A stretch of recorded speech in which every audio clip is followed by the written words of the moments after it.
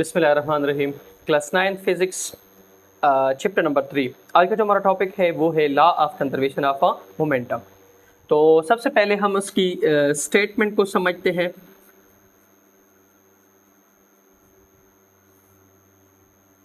Law of conservation of momentum का statement ये है कि अगर आपके पास एक आइसोलेटेड सिस्टम है तो इसमें आपके पास मोमेंटम इनिशियल जो है वो किसके बराबर होगी, फाइनल के, या मोमेंटम जो है वो आपके पास कंजर्व होगी।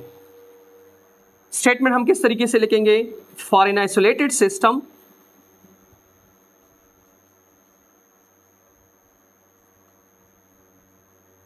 The initial momentum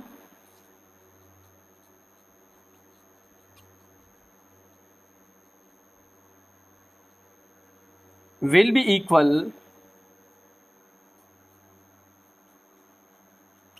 to final momentum।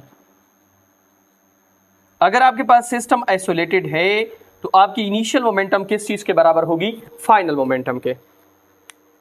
Isolated system क्या होता है?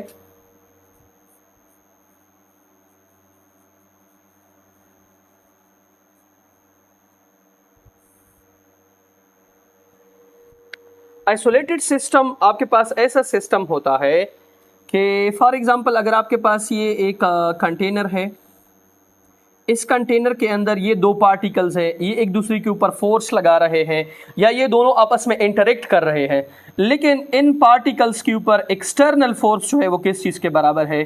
ज़ीरो के बराबर है। तो इसका मतलब ये है कि ये सिस्टम आपके पास क्या है? आइसोलेटेड है। ऐसा सिस्टम कि जिसके अंदर जितने भी पार्टिकल्स आपस में इंटरेक्शन कर रहे हैं इनके ऊपर एक्सटर्नल फोर्स का कोई इफेक्ट नहीं होता। एक्सटर्नल फोर्स जो है वो इसके ऊपर क्या होती है? जीरो होती है। तो फिर इस तरह के सिस्टम को हम कौन सा सिस्टम कहते हैं? Isolated system. अब law of conservation of momentum क्या कहती है? Law of conservation of momentum कहती है कि अगर आपके पास सिस्टम आइसोलेटेड है, मतलब इसके ऊपर एक्सटर्नल फोर्सेस जो है वो किस चीज़ के बराबर है? जीरो के। फिर आपके पास पी आई जो है वो किस चीज़ के बराबर होगी? पी एफ के। इसका मतलब ये है कि मोमेंटम आपके पास कंजर्व होगा। अब हम इसको प्रूव करते हैं।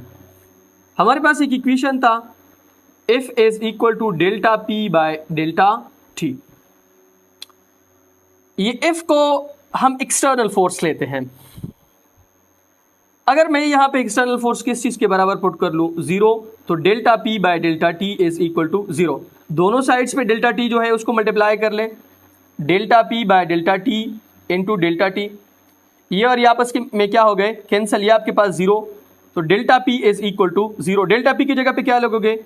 P F minus P I is equal to zero. P I को उधर कर लो तो P F is equal to P I.